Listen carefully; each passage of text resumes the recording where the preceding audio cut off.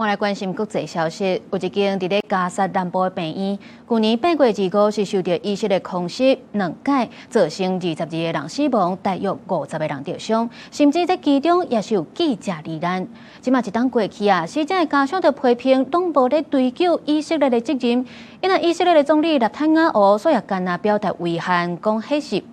意外，並無來進行調查。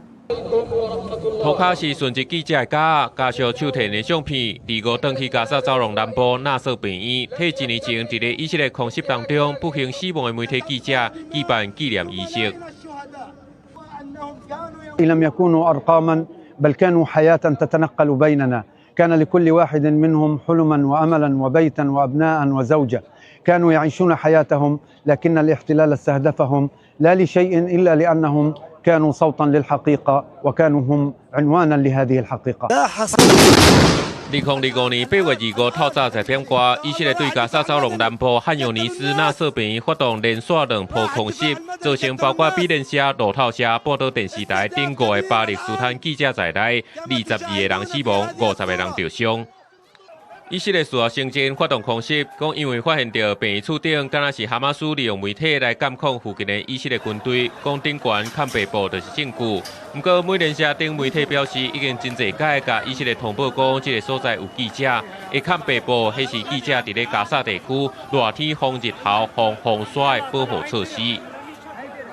這個事件是引起聯合國甲世界衛生組織來強烈譴責。以色列總理納坦雅胡敢若講表示遺憾，講這是一場意外。這1年過去啊，也都無任何調查甲追究的作為。للأسف القانون الدولي موجود كقانون ويطبق في كل مكان في العالم، وعندما نتحدث عن إسرائيل يقف القانون الدولي عاجز عن المطالبة بتحقيق مستقل أو مشاركة طواقم من الاتحاد الدولي للصحفيين في التحقيق في جرائم اغتيال الصحفيين اللي تجاوز عددهم。因為以色列全面禁止外國記者獨立去到加薩走廊採訪，加薩內部的狀況完全是靠當地巴勒斯坦自由記者無性命危險查出來。所以大多數死傷者也攏是加薩本地媒體人員。2023年10月17以下戰爭以來，死亡的記者加媒體工作者已經超過200人，也是全世界自1990年有記錄以來，媒體人員死傷上界慘重的軍事衝突。